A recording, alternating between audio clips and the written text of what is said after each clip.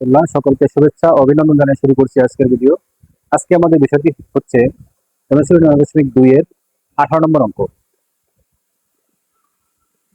যদি এ ও বি সূক্ষ্মকোণ এবং cot a plus b equal 1, cot a minus b equal √3 হয়, তাহলে এ ও বি এর মান নির্ণয় করো। সমাধান এখানে দেওয়া আছে cot a plus b equal 1। এই অংশটুকু আর এই অংশটুকু নিয়ে আমরা কাজ করব। সমাধান দেওয়া আছে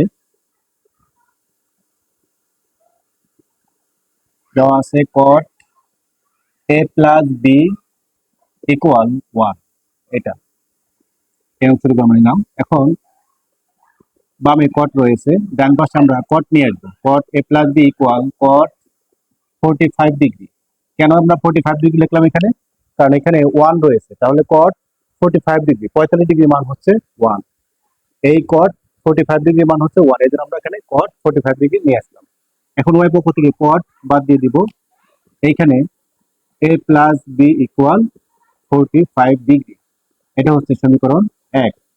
এরপর আমরা দ্বিতীয় অংশটুকু নিব যে cot a minus b equal √3 এবং cot a minus b equal √3 বা cot a minus b equal এই যে √3, cot কত ডিগ্রির মান √3 আমাদের খেয়াল রাখতে হবে যে cot 30 ডিগ্রি,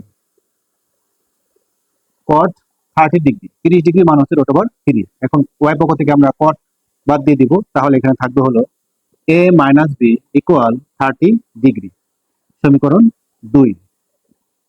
এখন এই দুটি সমীকরণ আমরা সমাধান করব। 1 ও 2 নং সমীকরণ যোগ করে পাই। 1 ও 2 নং সমীকরণ যোগ করে পাই।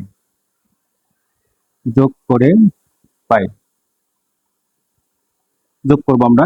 এক হচ্ছে a plus b equal 45 degree, আর 2 নম্বরটা হচ্ছে a minus b equal 30 degree. যোগ করার সময় যে প্লাস বি মাইনাস বি কেটে যাবে, আর দুইটা এই হবে এখানে 2a ইকুয়াল 45 ডিগ্রি আর 30 ডিগ্রি হচ্ছে 75 ডিগ্রি। এখানে আমরা এরপরে লিখবো 2, এর পাশে গুণ রয়েছে, ভাগ হয়ে নিচে যাবে। এখানে হচ্ছে 75 ডিগ্রি ডিভাইডেড বাই 2, মানে 2 দিয়ে আমরা 75 কে ভাগ করে দেব। তাহলে এটার মান আসবে আমাদের, আমরা যদি ভাগ করে দিই ভগ্নাংশ আসবে, যেহেতু এখানে 75 ডিভাইডেড ভাগ হচ্ছে 2, এখানে মান আসবে 37.5। এটা হচ্ছে আমাদের এর মান। আমরা এই 75 কে 2 দিয়ে ভাগ করলে আসবে 37.5, 37.5। এরপর হচ্ছে আমরা বের করবো হলো বির মান। এখান থেকে আমরা এর মান পেলাম, এখন আমরা বির মান বের করবো। এটা যেমন 1 ও 2 নং সমীকরণ যোগ করে পাই লিখেছি, এখন আমরা এই 1 নং থেকে 2 নং সমীকরণ বিয়োগ করে দেব। 1 নং থেকে 2 নং সমীকরণ বিয়োগ করে